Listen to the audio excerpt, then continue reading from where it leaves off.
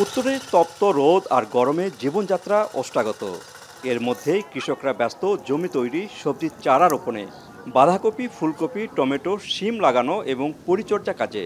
শীতের আগাম সবজিতে পরিশ্রম বেশি হলেও লাভ একটু বেশি, তাই এ সময় সবজি চাষে তাদের মনোযোগ একটু বেশি। ১ বিঘাতে খরচ হয় বাঁধাকপি এবং ফুলকপিতে ৩০,০০০ টাকা। আল্লাহর রহমতে যদি বাজার পাই, মোটামুটি ৬০ থেকে ৭০,০০০ টাকা আমরা বিক্রি করতে পারবো। বাজার নিয়ন্ত্রণ, ভালো বাজার পাওয়া যায় তাহলে আমাদের মুনাফা আসে, আর যদি কম হয় তাহলে আমাদের লাভ লোকসান হয় খেতে। সবজিতে লাভবান হতে হলে ভালো চারা, বীজ এবং কীটনাশক প্রয়োজন। সেক্ষেত্রে এসব নিশ্চিতের দাবি তাদের।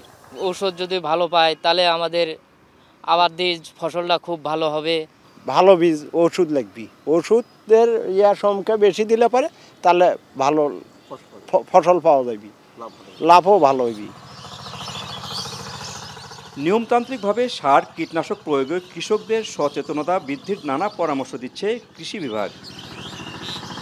যদি তাপমাত্রা অনেক বেড়ে যায় তখন আমরা কৃষককে পরামর্শ দিচ্ছি যাতে উপরে শেড দেওয়া হয়, কোনো ছাউনি দেওয়ার ব্যবস্থা করা হয়, যাতে এখানে তাপমাত্রাটা এখানে সহনশীল রাখা যায়।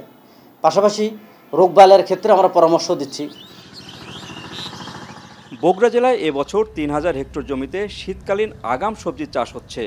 আর এবছর শীতকালীন সবজির লক্ষ্যমাত্রা ধরা হয়েছে ১৩,৫০০ হেক্টর জমিতে।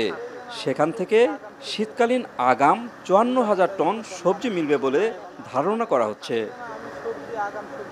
মাজিদুর রহমান, এখন, বগুড়া। শিয়া বাটার ও ভিটামিন ই সমৃদ্ধ lily glam beauty soap. Lily, always beautiful.